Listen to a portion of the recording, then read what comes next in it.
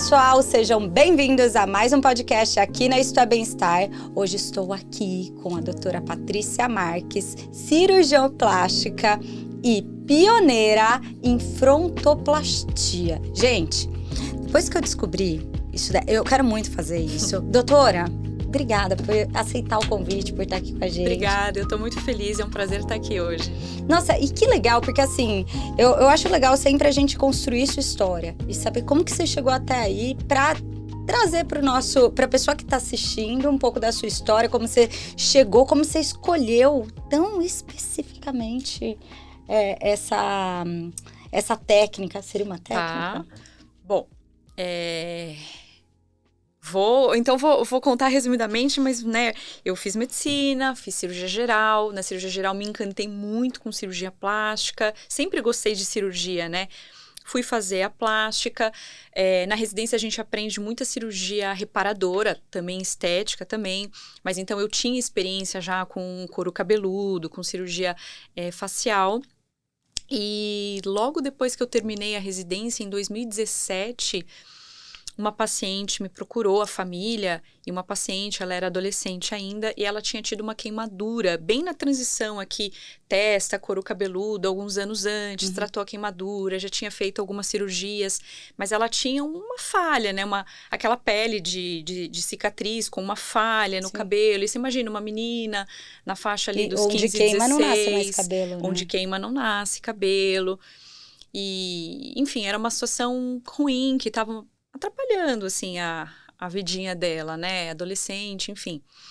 E daí eu fiz uma cirurgia de avanço capilar, que a gente acabou popularizando aqui no Brasil como frontoplastia, que é onde a gente coloca o couro cabeludo para frente, e daí eu consegui tirar aquela área de cicatriz, tanto do couro cabeludo quanto da testa. Mas essa técnica não era muito conhecida na época. Ela era pouco conhecida, mas não fui eu que inventei. Sim. Acontece que ela tinha uma característica que ela tinha uma testa maior. E daí ela ficou com uma testa curta, sem a cicatriz da queimadura, tudo. Ficou muito bem, ela ficou muito feliz. E depois de alguns meses veio uma prima dela que não tinha nenhum problema de queimadura nem nada, mas tinha testa grande. E ela quis reduzir. E daí começou o boca a boca. Gente, mas eu juro, você falou uma coisa agora que me deixou encucada. Eu sempre pensei que a testa vinha pra cima. E você falou que é o couro que vem pra cá. Então, se a gente puxar a testa pra cima, a gente tá fazendo o lifting facial e a testa vai aumentar. Se a gente quer reduzir a testa, a gente tem que puxar o couro pra frente. Tá? O couro tem que vir mais para perto da sobrancelha, ele tem que vir para frente. E eu tava vendo até, eu acho que, eu não sei, eu posso estar falando besteira, essa técnica ficou mais conhecida porque uma Big Brother, eu lembro que ela fez, e eu até conheci a técnica, porque, tipo, essa pessoa fez... postou na internet, eu falei, caraca, tem como reduzir, porque na minha cabeça, eu tenho, tipo, super entrada aqui, eu tenho entrada, mas é genético, porque minha mãe tem, minhas irmãs têm, eu falei, putz, eu vou ter que fazer transplante. E o transplante, eu gosto, eu acho uma técnica ótima, só que eu acho que pra mulher, até crescer esse ciozinho, fica aquela coisinha, eu não sei, se eu... O transplante tem os prós e os contras dele, então a gente teria que ver muito caso a caso, mas tem muitas pessoas que não devem fazer transplante também. Então, pessoas que têm algum problema capilar, se elas começarem a fazer transplante numa idade jovem, para reduzir entrada, testa, quando elas precisarem, numa idade já mais madura, elas podem não ter mais área doadora, por exemplo. Então, homens, mulheres com alopecia androgenética, com alguma questão de calvície, enfim, já são um público que não deveria fazer transplante capilar. Mas isso, por exemplo, que eu tenho aqui, é uma testa grande ou tem uma alopecia? Você sempre foi assim?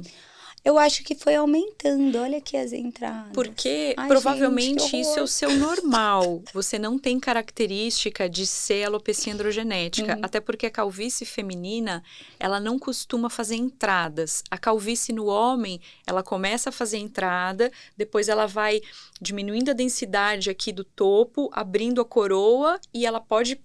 A da mulher tudo, faz né? aqui no meio, né? A da mulher, ela vai ficando com o cabelo mais ralo aqui no topo, mas geralmente não aumenta até se não forma entrada. Então, te vendo, eu acho que esse é o seu normal. Mesmo porque uma coisa que a doutora falou antes, são desses... Eu vou chamar de chifrinho, tá, doutora? Que eu nem sei.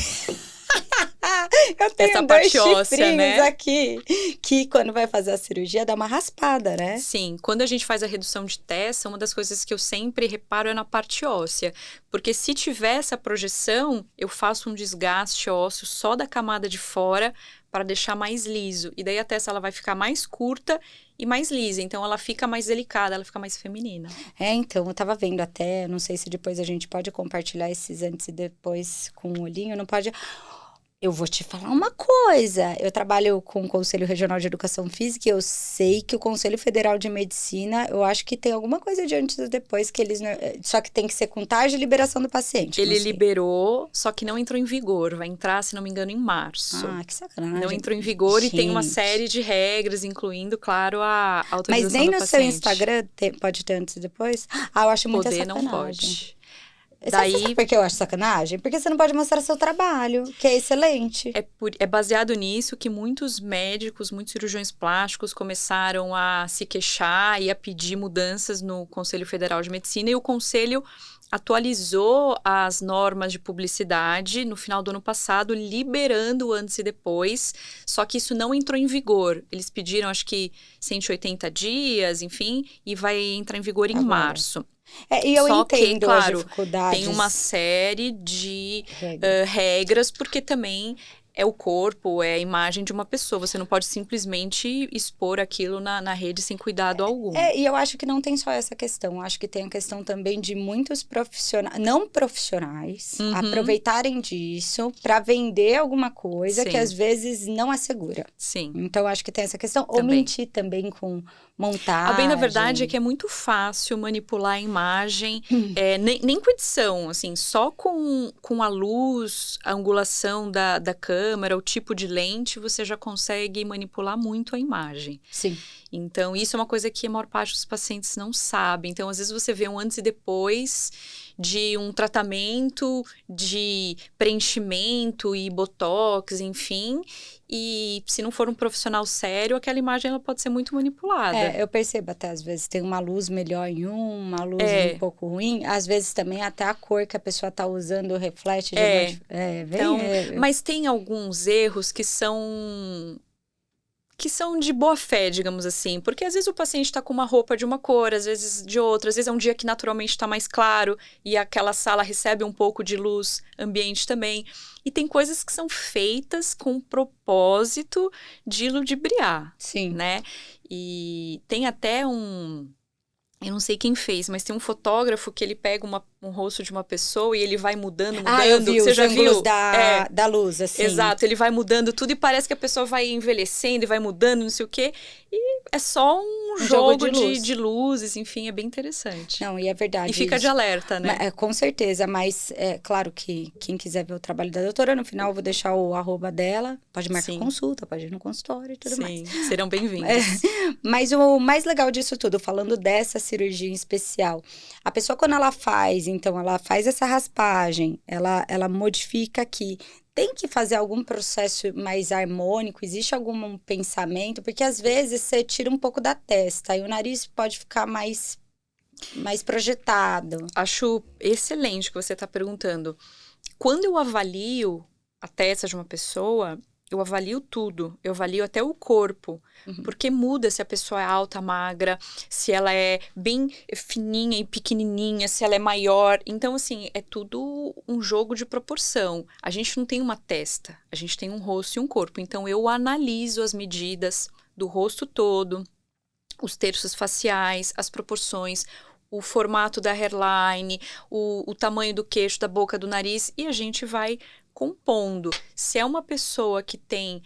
A testa às vezes está longa, não está bonita, mas ela tem a boca bem carnuda, ela tem o queixo, a mandíbula bem desenhado, ela tem um nariz forte. Se a gente fizer uma testinha muito pequena... Acabou. Não vai ficar bonito. Então, Sim. Você tem que ver o conjunto para chegar num resultado que seja mais bonito. Se não, é uma receita de bolo. E daí, para umas pessoas vai ficar lindo, para outras pessoas vai ficar horrível. A gente tem que analisar o conjunto. E essa análise não é tão simples quanto as pessoas às vezes imaginam. E você faz essa análise e você mostra para o paciente antes ou não tem como? Eu não consigo mostrar. Eu faço essa análise na minha cabeça, né? Eu vou falando com a pessoa, eu vou vendo, eu faço as medidas e eu pontuo para ela algumas coisas. Por exemplo, o seu rosto, ele é delicado, ele tem essa característica, ele tem isso, não sei o quê. Mas eu não consigo montar num software, assim, e se a gente fizer a redução de testa assim, assado, eu não consigo fazer isso para de fato mostrar para ele. Eu consigo no espelho falar, olha, se a gente deixar uma testinha muito pequenininha aqui, tá vendo que parece que seu nariz vai ficar muito grande? Entendi. Você tá vendo que daí você parece deve riscar que... a pessoa. Sim, então eu vou ela... mostrando, eu não tenho como fazer assim no papel, no computador. Tem que pegar uma peruca e colocar bem a peruca. Aí você Sim. fala assim, se a peruca ficar aqui, olha como você vai ficar. Sim. E o risco? Como é que fica a cicatriz? Então, a cicatriz, ela vem aqui eu não venho aqui da orelha, né? Eu venho aqui mais ou menos dessa altura, né? E eu faço bem na transição do cabelo para pele, com uma técnica específica que nascem alguns fiozinhos de cabelo na cicatriz. Entendi. Então, fica uma cicatriz muito discreta. Entendi. Uma coisa que as pessoas sempre me perguntam muito é, quando a cicatriz some? Nunca. Uma cicatriz, ela sempre vai existir, e daí não importa o tipo de cirurgia, porque no lifting facial, na pálpebra, 10 anos depois, se você olhar, ainda existe uma cicatriz. Só que assim como no lifting facial e na pálpebra, a cicatriz ela é bem posicionada, ela é feita com uma técnica muito detalhista, com o propósito dela ficar muito fininha, muito discreta. Então, geralmente, essas cirurgias faciais, com uma maquiagem leve, não se vê nada. Tá. Mas, se você fizer um rabo bem esticadinho, não passar nada, seja um lifting facial ou seja uma frontoplastia, uma pessoa que seja perceptível, ela pode notar uma linha, uma marca mais branca, um pouquinho mais... aparente. Porque a pele do couro cabeludo, eu não sei se é impressão minha, ela é diferente da pele da testa. Ou ela é a mesma pele? Tão diferente, porque a pele ela é um contínuo. Eu vou porque tirar eu sinto um pouquinho. Que ela é um pouco mais grossa. Mais grossa, é verdade. E aí o que você pega aqui é a pele da testa. Eu vou juntar a pele bem aqui da margem do couro cabeludo com até onde eu vou tirar um filetinho assim. de pele e daí eu vou juntar. Mas acaba que elas não estão tão diferentes uma da outra. Sim. E como é bem na margem do cabelo, geralmente ela fica muito disfarçada. Não, e é legal você falar que nasce cabelinho, porque na minha cabeça ficava o risco, e aí aquele risco branco da cicatriz não nasce. Tipo, você vê até quem tem cicatriz de cesárea, onde tá a cicatriz da cesárea, é muito mais difícil nascer qualquer pelinho ali, não nasce. Só que quando o obstetra faz a cesariana, ele não faz a técnica que se usa na frontoplastia, entendi. Né? De preservar... Porque são mais camadas também, né? Mas a abertura da pele em si não muda tanto. Só que na minha cirurgia eu tenho que preservar o bulbo capilar, que é a raiz do cabelo. Tá. E eu vou embutir ele na linha de incisão, para que ele nasça pela cicatriz. Não vai nascer a ponto de preencher a cicatriz inteirinha e ela ficar invisível. Vai nascer igual a nossa hairline, que ela é irregular e esparsa, tem mais cabelo de um lado do que do outro. Mas esses poucos cabelinhos que vão nascendo, eles ajudam a disfarçar bastante. Entendi. E a entrada, ela volta a aparecer? Então, tipo, exemplo, quem tem uma entradinha, quando faz a cirurgia, essa entrada, ela pode voltar a aparecer? Bom, o objetivo principal da frontoplastia é reduzir o tamanho da testa. Quando as pacientes têm entrada, eu sempre tento pelo menos melhorar. Mas daí, se for uma entradinha, talvez eu consiga tirar totalmente. Se for uma entrada maior, vai depender um pouco do tamanho da entrada, da elasticidade da pele. Então, não é garantia que eu vou conseguir resolver só com a frontoplastia 100% da entrada. Tá. Mas vamos supor que é uma entrada pequena, uma elasticidade boa e eu consiga tirar totalmente. A princípio, esse resultado é definitivo. E a não ser que a pessoa desenvolva algum problema capilar, ela não deve formar entrada, não deve ter problemas ao longo da vida. A não ser que seja uma calvície, sei lá, algum problema desse tipo. E a cirurgia dura quanto tempo, mais ou menos? Eu acho legal falar, eu achei que... Gente, eu achava que durava tipo umas 10 horas de cirurgia. 1 hora e meia. Gente, é muito rápido. Tem alta no mesmo dia...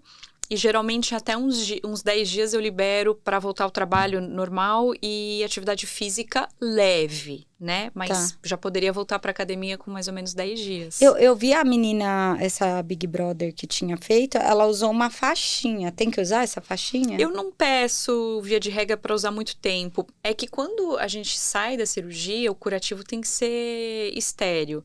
Então, é comum que a gente peça para o paciente não tirar um curativo por 2 a 3 dias, variando o tipo de cirurgia. Mas no caso da frontoplastia, eu peço de 2 a 3 dias. Tá. Depois disso, o que eu vou pedir é para ele evitar o sol. Então, se precisar usar um boné, uma faixa, um lenço, tudo bem. Mas não é obrigado depois a usar mais nada. A faixinha. A faixinha são nos 3 E primeiros pode lavar dias. o cabelo normal? Depois desse período, pode. É claro que vão ter alguns cuidados da forma como lavar o cabelo, secar o cabelo, com química, algumas coisas que podem agredir o couro cabeludo, que isso eu vou explicando e também pode variar um pouco de Demora muito pessoa a para fazer pessoa. uma química? Essa é uma das maiores perguntas também. Geralmente em torno de uns 3 meses. Minha cabeça ia ficar toda branca. Quando é tintura, eu consigo liberar antes. Química, eu digo para alisar e descolorir, que são mais agressivas. Se é um tonalizador, ou mesmo uma tintura, eu consigo liberar antes. Tá, e escova essas coisas? Então... Porque você vai fazer uma escova na franja, você vai puxar, você vai escancarar tudo. Por isso que, geralmente, eu peço uns 3 meses. E daí eu vou vendo um pouco caso a caso, a pessoa de acordo com a recuperação, enfim. Né? Nossa, é bom saber, porque, tipo, às vezes é até bom a pessoa se preparar antes. Sim, mas eu sempre falo, quem gosta de usar muita prancha, escova, se quiser, se já fez e gostou, faz um alisamento uma semaninha, 10 dias antes, para depois ficar com o cabelo mais livre, porque vai ficar umas semanas... Nem secar pode. Eu libero, mas o secador morno, o que não dá para pegar o pelando, né? Vem aquele pelando com a escova, assim, não dá. Agora, bater um secador morno não tem problema. Não tem problema. Só os primeiros dias que eu peço para usar secador frio. No couro, na ponta, tudo bem. E essa cirurgia, ela é nova, né? Então, a cirurgia em si, ela não é nova. Ela é feita já há muitas décadas. Principalmente, ela era mais feita na parte de reconstrução e na transição de gênero. Então, nas feminizações faciais, no processo da cirurgia das mulheres transexuais. Só que, de uns anos para cá, ela ficou mais comum como uma cirurgia um pouco mais estética, digamos assim, para reduzir a testa na mulher, que ela é cis, não é trans, não tem nenhum problema, é reparador. Então, de 2017 para cá que eu comecei a fazer mais, e eu vejo que, assim, de 2015 e 2016 para cá, que o mundo todo começou. Ela é muito comum na Coreia do Sul. Sério? Muito comum na Coreia do Sul, mas quando você vai ver as publicações, são todas mais recentes também. Na Europa tem um pouco mais, nos Estados Unidos tem um pouco mais, e o Brasil demorou um pouquinho. Mas de 2017, 2018 para cá, ela começou a avançar. E hoje em dia ela tá, não famosa, porque tem muita gente que não conhece. Ela tá caindo mais no conhecimento das pessoas. Sim, hoje em dia já não é uma coisa tão absurda, né? Sim, sim. E quando a gente pensa nesse tipo de cirurgia, quem busca mais, homem ou mulher? Mulher busca mais. Só que a procura pelos homens tem aumentado. Sim. Se nos primeiros, sei lá, 3 anos, eu acho que eu não operei nenhum homem. Hoje em dia, eu já tenho um fluxo bem maior de homens no consultório. Mas, mesmo assim, as mulheres são mais de 80% ainda. E hoje, se você pega... Você falou que sua primeira cirurgia foi em 2017? 2017, Desse né? tipo, sim. Sim. Você tem contato com essa paciente? Como que fica o depois de tanto tempo, o cabelo? Essa paciente em específico, eu ainda tenho um pouco de contato. E ela tá bem feliz, não teve nenhum problema. Daí, varia muito de paciente, porque geralmente os pacientes que estão bem, eles não vão ficar voltando no seu consultório, né? Ai, que feliz que eu tô com a No máximo, eles te mandam uma mensagem, eles comentam suas publicações no Instagram, mas geralmente quem volta é porque tá com alguma dúvida, né? Isso depois de 1 ano, que eu sempre acompanho pelo menos 1 ano. Daí depois quem volta é quem tá com alguma dúvida ou eu tenho muitos pacientes que querem fazer outra cirurgia. Então, às vezes, a pessoa volta 2, 3 anos depois para fazer uma lipo, uma prótese de silicone, alguma coisa, e daí eu aproveito e olho. Mas tem gente que quer fazer outra cirurgia na testa? De vez em quando, sim. Mas isso, tipo, às vezes eu vejo que as pessoas é igual o nariz. A pessoa vai lá e diminui um pouco, aí ela quer diminuir mais. Michael Jackson, né? Diminui tanto que daqui a pouco tá sem nariz. Mas, em alguns casos, como o resultado da cirurgia depende da elasticidade da pele da pessoa, muitas vezes a pessoa tem uma expectativa e às vezes até uma necessidade de uma redução e na primeira cirurgia pode ser que não seja tudo o que ela gostaria. Entendi. A média de redução é em torno de 2 a 2,5. E tem gente que às vezes precisa de 3, conseguiu assim, 2. mais ou menos, né? Isso. Então a pessoa precisava de 3, conseguiu 2, ela ainda quer mais um pouco. Então, e aí daí dá pra fazer?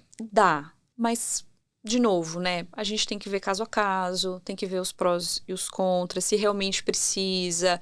A gente precisa de um intervalo de no mínimo 1 ano. Entre uma e outra. Porque eu preciso que tenha de novo algum grau de flacidez aqui, né? De Por isso que sobra às de vezes é pele. até melhor uma pessoa um pouco com mais idade, né? Ou não tem nada a ver? Olha, teoricamente a gente poderia pensar que sim, mas o que eu noto é que a idade não tem tanta interferência.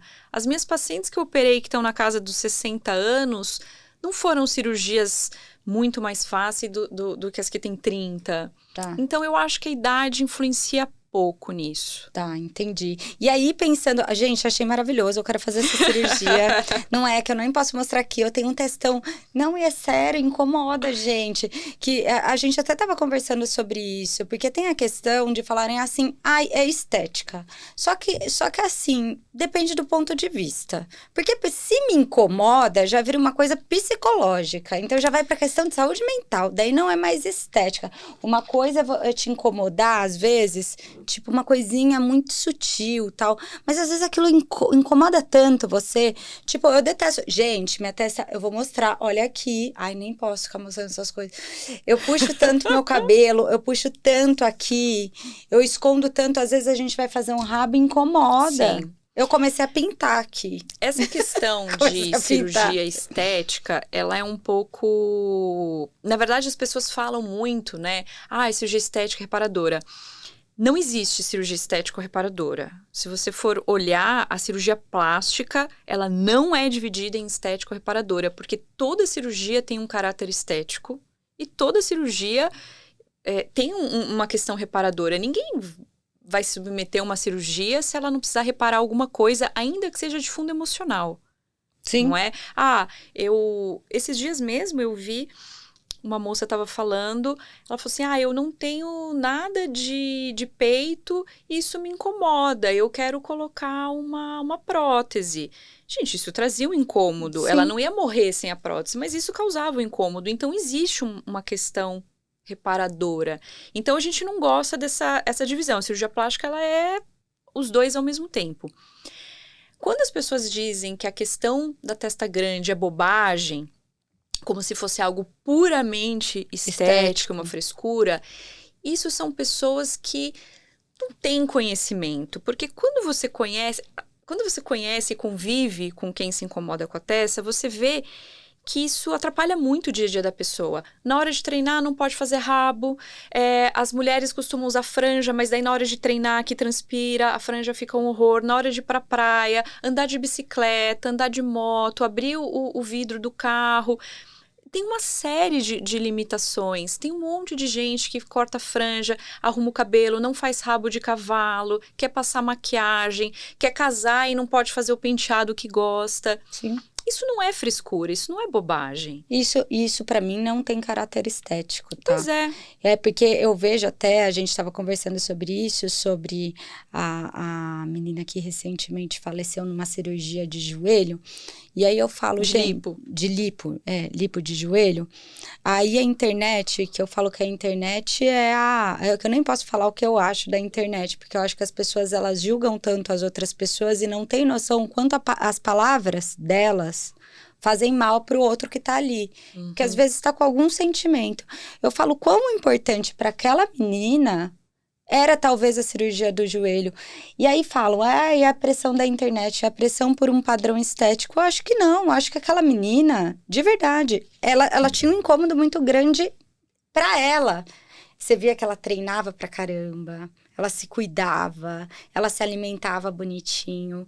Só que aquilo era uma coisa que ela não conseguia, era um incômodo muito grande na cabeça dela, sabe? E aí não tem nada a ver com a questão cirúrgica. Tem uma questão de fatalidade que pode acontecer mesmo. A verdade Até é assinar que, termo, né? Quando sim, você vai fazer cirurgia. é muito difícil a gente conseguir julgar do lado de cá. Sim. Sem conhecer os detalhes, né? Da vida de cada pessoa. Então, é muito difícil dar uma opinião realmente embasada. Mas eu concordo com você que a gente não sabe qual era o incômodo da pessoa. O fato é que as cirurgias, independente se é uma cirurgia plástica, o tipo de cirurgia que for, toda cirurgia ela incorre em riscos. Sim. Como tudo na nossa vida, nada é totalmente bom nem totalmente ruim e tudo tem riscos e as cirurgias são assim. Até de ortopedia. Exato. Aliás, eu sempre gosto de falar isso. As pessoas se preocupam muito com a cirurgia de lipo e eu acho que tem que se preocupar mesmo. Mas a chance de uma mulher morrer numa cirurgia de lipoaspiração é menor do que morrer no parto. Sim. Então, as cirurgias, elas são muito seguras, mas existem riscos. O que a gente precisa fazer? Primeiro, entender se vale a pena se submeter àquele risco. Segundo, se proteger melhor. Então, assim, as cirurgias são seguras porque elas são feitas num ambiente muito controlado. Então, é no hospital, tem um monte de regras, de protocolo para trombose, para infecção, para risco cardiovascular. E quando a gente segue todos esses protocolos num paciente que foi bem preparado para a cirurgia, a chance de sucesso realmente é enorme. Mas há riscos. Há riscos. Você não sabe o que pode acontecer ali. Porque Sim. mesmo você pegando o caso dessa menina, ela fez todos, pelo Sim. que eu vi, eu não sei, posso estar equivocada, ela fez todos os protocolos, os médicos eram uma equipe excelente. Sim, parece teve que foi tudo fatalidade. feito da melhor maneira possível. E sim, mas... E não tem como fugir, por mais triste que seja, esse tipo de coisa pode acontecer. Por isso que uma das coisas que eu sempre falo para os meus pacientes, e eu falo na internet, cirurgia é coisa séria, não opere se você não estiver ciente dos riscos. Uma vez eu tive uma paciente que até falou, como ela falou na internet, muita gente viu, foi engraçado, que ela falou assim, doutora Patrícia, parece que ela não quer operar a gente, porque ela fala tanto de risco, ela falou brincando, né? Ela fala tanto de risco que eu acho que ela não queria me operar, né? Mas é porque é importante. Você precisa falar o que pode acontecer, o que é mais provável, o que é menos provável. Enfim, não é algo que dê para omitir. E tem sim um termo, sempre tem o termo do cirurgião e tem o termo do hospital. E geralmente esses termos são até bastante duros, porque são fatais. Eles preveem basicamente tudo. Mas eu sempre falo também, Você alguém que já fez endoscopia, colonoscopia, de tomografia, sempre é terrível. Você fala assim, gente, mas é só um hematomo. Eu vou morrer. Você leva um negócio e fala assim, meu Deus do céu, não quero mais fazer. Você já quer sair correndo. É verdade, você já quer virar as costas. E qual outra cirurgia você costuma fazer bastante? Então, meu carro-chefe é a frontoplastia. Mas eu faço cirurgia plástica geral. Então, eu faço bastante coisas de rosto. Então, bléfaro, oto, né? Bléfaro é pálpebra, oto é orelha, lifting facial, lipoenxertia. Então, a gente pega gordurinha para dar volume. Mas é mais fácil o seu Faço o corporal também. Faço muito brown lifting também. Corporal, silicone, lipo, abdômen, cirurgia íntima também. Íntima bastante. Ai, vamos falar da cirurgia íntima. Vamos falar. Que eu acho legal que, tipo, são coisas que a gente fala pouco, né? A parte de cirurgia íntima. Eu vi um monte de gente fazendo a cirurgia íntima. É normal que... eu percebo que com o tempo, eu percebo que com o tempo eu tenho 2 filhos. Eu não tive parto normal. Há uma diferença no parto normal e na cesárea. A pessoa ela tem que fazer uma cirurgia depois do parto normal. Dizem que às vezes tem que abrir um pouco mais e tem que reconstruir a parte ali da vagina. É que tem 2 coisas. Se a gente falar de canal vaginal, eu não sei te dizer. Tá. Porque eu não lido com isso. Eu lido com a parte externa, a que parte dos lábio maior, lábio menor, aquela parte do clitóris. Isso Tem uma questão de idade, que os lábios vão perdendo turgor, então eles podem ficar um pouquinho mais flácidos, Tá. e tem correção cirúrgica. Mas a questão do parto, da via de parto, se teve ou não teve filho, se foi cesariana ou vaginal, não muda muito. Agora, a questão do canal do parto, daí a gente teria que perguntar para um obstetra. Ah, bom saber. Mas só que são coisas totalmente diferentes, até a parte de incontinência urinária que tem um pouco a ver. Mas eu vi que há uma forma, que eu não sei se é você que faz também, na região da vagina, que fazem um preenchimento ali, né? Sim. Então, no processo de reconstrução, o que é feito? Quando a mulher tem que fazer, ela precisa fazer? Então, nessa parte da incontinência, da parte do canal vaginal, eu não sei te explicar muito bem. Mas a gente faz preenchimento geralmente com gordura. Eu gosto mais de usar a gordura na parte dos lábios vaginais, que com o tempo, de uma forma mais acentuada depois da menopausa, mas mesmo antes, depois de uns 35, 40, ele vai perdendo turgor e ele fica murcho.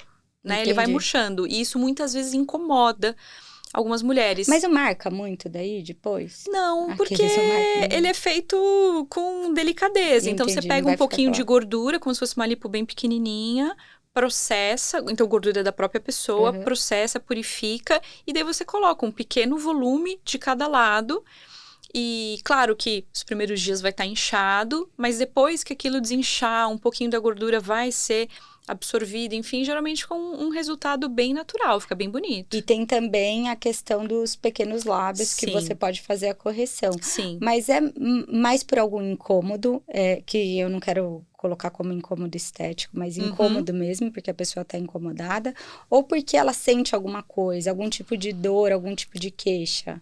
Pode ter os dois. Tá. Pode ter a mulher que ela não tem um desconforto, mas ela nota que o pequeno lábio tá maior. Às vezes ele é assimétrico, isso é uma coisa que incomoda muito. Às vezes um tá certinho e o outro tá maior. Mas dependendo do grau, tem mulheres que elas sentem um incômodo, porque aquilo começa a friccionar na calcinha, no biquíni. Às vezes incomoda para usar uma calça. Para, sabe, uma roupa mais justa. Então, isso pode levar a um incômodo mesmo, tirando a parte da noção estética. Geralmente, atrito, fricção, teoricamente, poderia levar até a infecções na região, porque acumula mais suor, fica mais úmido. Como eu falei, vai friccionando na roupa. Então, pode ter essa parte, sim. Há indicações específicas ou não? Deve ser avaliado? Daí se a pessoa tiver esse tipo de queixa, com certeza, senão daí a gente vai avaliar, né, se eu vale notei a que pena. teve uma fase que teve um boom dessa cirurgia, daí deu uma diminuída, né? Mas eu acho que é sempre assim, né? Saiu uma técnica que... não nova, né? Mas assim, as pessoas conheceram melhor essa técnica. Daí muita gente que sofria com aquilo, não sabia direito, vai lá e opera. E daí depois normaliza, né? Sim. Mas eu acho que é assim mesmo. E mama você faz? Faço. O que você acha da galera que agora está tirando o silicone? Há algumas décadas ficou a moda do peitão, né? A prótese começou um pouco mais discreta, ela foi aumentando, próteses maiores, e ultimamente muitas pessoas estão buscando um estilo de vida mais natural, e muitas pessoas entendem que a prótese é algo inflamatório, artificial, justamente um corpo isso estranho. Que eu queria chegar nessa questão. Existe essa questão inflamatória da prótese que as pessoas que fazem como que chama quando tira? Tem o implante e explante. O explante da prótese. Quando faz o explante, esse processo inflamatório sai, ou isso não acontece? Porque assim, eu percebo que eu tenho 2 próteses, né?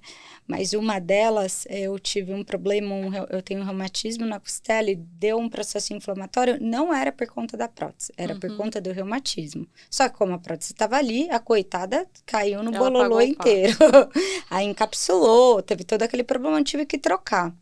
Mas tem muita gente falando que a prótese é responsável por um processo inflamatório. Isso na área médica procede ou depende da pessoa? A gente tem feito muito estudo sobre isso, né? A gente não tem uma resposta, assim, conclusiva. Mas a prótese, ela é um corpo estranho. Então, ela induz uma resposta inflamatória, sim, pelo menos num primeiro momento. Porque quando a gente coloca a prótese, o corpo faz uma cápsula, que é uma película, ao redor do implante. Isso não só com a prótese silicone. Se você colocar um marca-passo, uma prótese de joelho também. Vai ser a mesma coisa. Então, tem a formação dessa cápsula mesmo. Agora, se depois disso existe uma resposta inflamatória muito significativa, na maior parte das pessoas, a gente ainda não tem certeza. Porém, ao que tudo indica, pessoas que têm uma maior susceptibilidade genética para doenças autoimunes, talvez a prótese possa ser um gatilho, sim, para algumas situações. Por isso que eu já tive paciente com lúpus, por exemplo, com algumas doenças reumatológicas, que eu não quis colocar prótese e que, graças a Deus, eu pedi opinião do reumato e o reumato também foi contra. Então, a paciente não ficou chateada comigo, ela entendeu. Alguns casos a gente realmente prefere não colocar. Mas pode fazer com gordura, não pode? Ou também não funciona, não fica igual? Não fica igual. A gente consegue fazer aumento mamário com gordura. Só que a gordura é gordura e a prótese é a prótese. Então, a gente não consegue um aumento tão grande quanto a prótese, a gente não consegue um colo tão marcado, porque a gordura é mole, a prótese, ela é um gel coeso. Então, assim, se você aperta, você deprime e ele volta, ele tem memória. Então, é possível fazer aumento mamário com sessões seriadas de lipoenxertia, mas o resultado não é igual a uma prótese silicone. Não fica igual. Não é igual. Eu não estou dizendo que é ruim. Sim. Mas estou dizendo que não é igual. Não deve ficar uma coisa tão definida, Não né? fica tão definido, é um volume um pouco menor, isso varia mais de acordo com o peso da pessoa. Mulheres que são muito magras não vão ter gordura suficiente. Mas é uma opção. Para quem, tipo, não pode nada e quer aumentar um pouco. Alguns casos, a gente realmente tem que tirar a prótese. A gente está falando do explante no contexto da mulher que não quer mais a prótese e ela quer tirar. Mas existem pessoas que precisam tirar a prótese. Tem algumas doenças que, graças a Deus, ainda são raras, mas como a sindromiase, o linfoma anaplásico das células gigantes, que eles fazem uma resposta inflamatória, assim, enfim, e a gente precisa tirar a prótese e não pode colocar outra. Diferente da contratura capsular, não pode colocar outra. Pelo menos não até o momento. Aí você pode fazer um... Daí a opção seria tirar um pouco do excesso de pele, modelar a mama, mas complementar sim com a gordura. Porque a pessoa, quando tira a prótese, tem geralmente uma flacidez. Vai ter uma flacidez, né? E sim. Se não coloca... A não ser que seja uma prótese muito pequena, mas não é o mais provável, né? O mais comum vai ter um pouco de flacidez, não tem jeito. Mas como fala? É enxerto que fala? Não é enxerto? Enxerto de gordura. Tá certo. O enxerto de gordura, eles usam mais no glúteo, né? Eles que eu não sei se eles pararam de usar prótese de silicone e começaram a usar enxerto ou não. A gente usa bastante no bumbum, mas ainda se usa prótese também. Eu, particularmente, gosto mais da gordura. Sim. Porque eu acho que a prótese, muitas vezes, fica um pouco artificial, né? E eu acho que a gordura fica bonito. Mas é lógico, tem pessoas que têm indicação da prótese também. Mas a gente usa bastante para gordura. Só que a gente também usa para mama, reconstrução de mama pós-câncer, muito. Gordura? Gordura. Para uma cirurgia estética, vamos dizer assim, só para facilitar, né? Um pouco menos, mas a gente vem usando mais. A gente usa também para rosto, para rejuvenescimento facial. E, enfim, tipo, quando perde essa massazinha. Na massazinha do rosto, fica bem bonitinho colocar um pouquinho assim. Sim. Você sabe, é melhor do que colocar talvez um preenchedor. Depende do motivo que a gente quer. Se a gente quer dar volume na bochechinha, sim. Mas se a gente quer fazer aquelas técnicas de lifting mesmo, que a gente tem que fazer estruturação, daí a gordura não serve. Daí tem que ser preenchedor. E aquela bolinha da bichectomia que a galera tira, é uma bolinha de gordura, não é? Que falam que com o tempo... Faz falta. Faz falta. E daí como faz? Você pode repor ou não? Olha, vou ser sincera... Eu nunca lidei com casos assim.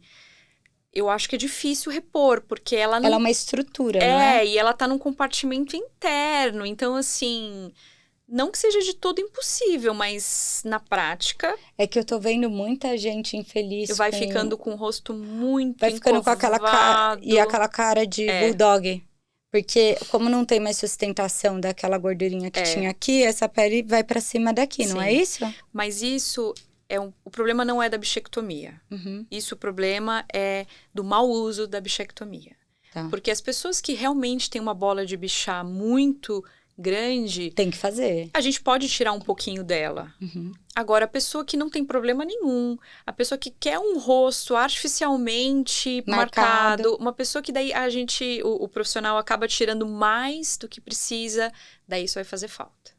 Eu percebo muita gente, que é o que eu falo da moda, Sim. que a gente pega, a galera vai na onda Mas do outro. A gente já sabia. Porque a bichectomia começou a ficar muito famosa na época que eu estava na residência de cirurgia plástica ainda.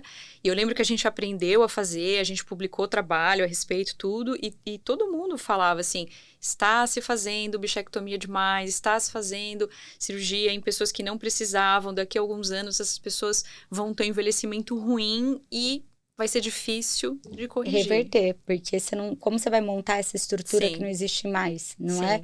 E não tem mais aquela bolinha lá, que eles tiram a bolinha. Eu não sei se tira inteira a bolinha. Inteirinha não, mas o que deveria ser tirado só um excessozinho, muitas vezes as pessoas tiram puxando, assim, quase toda, né? A gente tira pelo interior da boca, né? Sim. Enfim. E o que você acha da Lipo HD? Que a galera faz bastante, né? E que é o que eu falo da moda, né? Sim, agora a moda é essa. Que tinha a moda da cirurgia... Não moda, que é muito bom para alguns, mas a cirurgia íntima que a galera começou a fazer muito, bichectomia, e agora é a Lipo HD.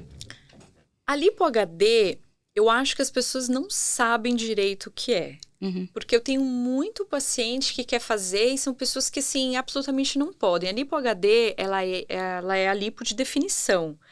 Você só vai definir uma pessoa que tem musculatura para ser definida. Então, ela seria para pessoas magras e com um bom torneamento muscular. Aquela pessoa que malha, mas ela tem um acúmulo de gordura em algumas áreas. E não aparece o gominho de jeito nenhum. Não aparece o gominho. Você vai tirar esse excesso de gordura e você vai marcar para sobressair bastante esse desenho muscular.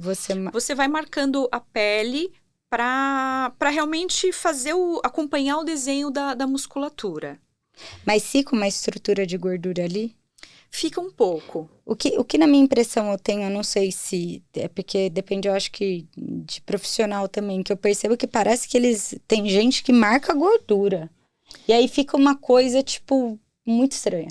Depende um pouquinho da pessoa também, mas tem áreas que você pode deixar um pouquinho de gordura para saltar um pouco mais, e áreas que você vai tirar totalmente a gordura. Você não vai necessariamente fazer uma lipo totalmente homogênea e deixar o músculo aparecer por igual. Algumas áreas você vai tirar um pouco mais, outras um pouco menos. Tá. De qualquer forma, não adianta uma pessoa que está acima do peso e que nunca foi na academia nos últimos, pelo menos, meses, querer fazer uma Lipo HD. Que não vai ficar com a abdômen As pessoas acham que a Lipo HD ela é mágica, e não existe mágica. Então, eu acho que tem um apelo comercial muito grande das tecnologias envolvidas, e as pessoas estão buscando como se fosse um milagre, não é? Para a pessoa que tem indicação e que quer aquele resultado, ótimo. Mas é um público restrito. Quantas pessoas realmente estão super magras e treinam pra caramba, e treinam e precisam... É um público restrito. A maior parte das pessoas, na verdade, precisa de uma boa lipo convencional, mas uma lipo bem feita. Porque a gente cai naquilo de pessoas também que nem são indicadas para fazer lipo, porque estão extremamente acima do peso, precisa fazer um programa muito bem feito de alimentação e treinamento antes de fazer a lipo, ou precisam até de uma bariátrica, por exemplo, e depois finalizar com uma lipo. Porque as pessoas, quando a lipo surgiu, eu via como que as pessoas... Queriam emagrecer mas com quando ela, falavam assim, nossa, resolveu minha vida. Mas não resolve. Não resolve, porque a gordura tem que ir pra algum lugar. Você tá arrancando um monte de célula de gordura, provavelmente, né? E se a pessoa, ela continua comendo, ela vai estocar onde daí? Sim. Ela começa a estocar de forma desordenada. Ela começa a estocar de forma desordenada. A lipo é uma cirurgia fantástica. Ela é uma cirurgia agressiva e de pós-operatório difícil. Isso eu não tenho o que dizer. Mas também não tenho que dizer que ela é um melhor tratamento para gordura localizada. Não tem tratamento de consultório que seja tão bom quanto. Quanto lipo. Não tem. Porque ela além de eficaz, ela é previsível. Se você faz uma aplicação de uma tecnologia, pode ser que num lugar ela vá um pouco melhor, em outro não. Você não sabe o resultado final. A lipo você sabe, né? Você sabe onde você está passando a cânula, você sabe a quantidade de gordura. É um resultado já previsível. Tá. Então, realmente é muito bom. Só que ela tem as indicações. E, na verdade, algumas pessoas buscam um caminho mais fácil, né? Assim, é difícil. Elas acham que vão acabar com tudo uma aquilo. reeducação alimentar, uma rotina de exercício. Ainda mais nesse dia a dia caótico que a gente vive, né? No mundo todo. E quando a pessoa ela faz uma lipo, ela retira bastante gordura daquela região e volta a ganhar peso de forma exacerbada. A gordura ela tende a estocar naquela região que você tirou, ou ela começa a entender um outro local como estoque de gordura? A gente tira a gordura, nunca vai ser 100%, então sempre vai ter um pouco. Só que a gente vai mudar o balanceamento de gordura do corpo. Então, só para dar um exemplo, vamos supor que eu tirei bastante da região do abdômen, mas eu não tirei nada aqui do culote, tá? Se a pessoa engordar muito, ela vai engordar um pouco no abdômen, na barriga, porque afinal sempre vai ficar um pouco, mas proporcionalmente ela vai engordar mais no culote, porque as células adiposas daquela região estão intactas. Entendi. Então a pessoa ela vai engordar de uma maneira um pouquinho diferente, mas ela vai continuar engordando, inclusive na área de lipoaspiração, ainda que um pouco menos. Sim, e é super importante até essa conscientização das pessoas não acharem que, tipo, tá eliminando a célula de gordura, a célula vai fazer um pluft mesmo. A gente nem assim. pode tirar, porque se a gente conseguisse remover 100% da gordura, provavelmente a pele ia morrer. Porque junto ia sair toda a irrigação sanguínea e a pele ia sofrer. Então, isso é até um perigo pensar. A gente tem duas camadas de gordura. Uma gordura que ela é mais durinha, que ela tá logo abaixo e grudadinha na pele, e a gordura mais fofinha, digamos assim, que é mais profunda. A gente trabalha mesmo nessa gordura mais fofinha, tá? Então, a gente nunca vai tirar 100% da gordura. Porque a gordura ela é importante até como isolante térmico. As pessoas elas têm uma impressão que a gordura é um horror do horror. Gente, a gente precisa ter. Não precisa ter muito, mas precisa ter um pouco de gordura. Sabe uma coisa que as pessoas às vezes reclamam? Quando limpa as costas, muitas vezes na parte do cóccix, a gente tem uma tendência a lipar bastante, porque quanto mais a gente lipa aquela região, mais o bumbum fica desenhado. Mas se lipar demais, muitas vezes aquela pele ela fica um pouco dormente. Então, a pessoa no carro, no avião, dependendo muitas horas sentadas naquela posição, a pele perde aquele coxim gorduroso. Então, a pele fica mais... sensível. Mais sensível à pressão. Sim, é igual, por exemplo, eu não tenho muita sensibilidade no peito depois que eu coloquei, naturalmente isso acontece com muita gente. E é uma coisa estranha, é isso daí que você tá falando, é uma sensibilidade, tipo... Diferente, né? É um choquinho, talvez. Não sei te explicar isso. Doutora, nossa, passou tão rápido, porque eu tinha várias dúvidas para tirar. Nossa, passou muito rápido mesmo. Mas a gente conseguiu esclarecer um monte de coisa, eu agradeço super. Deixe suas mídias sociais, onde o pessoal pode te encontrar. Sim. No Instagram eu tô no @DRA_Patrícia_Marques. O meu site é www.drapatriciamarques.com.br. Eu tô no TikTok, eu tô... Enfim. Com a mesma arroba. Talvez mude, ao invés de ser underline, seja ponto. Mas se colocar Patrícia Marques, me acha no TikTok também. Mas o principal eu acho que é o Instagram, que é... DRA_Patrícia_Marques. Obrigada, viu, doutora? Eu adorei. Volto assim que vocês quiserem. A gente continua aqui. Com certeza. É um tema que todo mundo gosta. Desfiando o papo. Obrigada, doutora. Muito obrigada pela presença de vocês. Até o próximo. Tchau.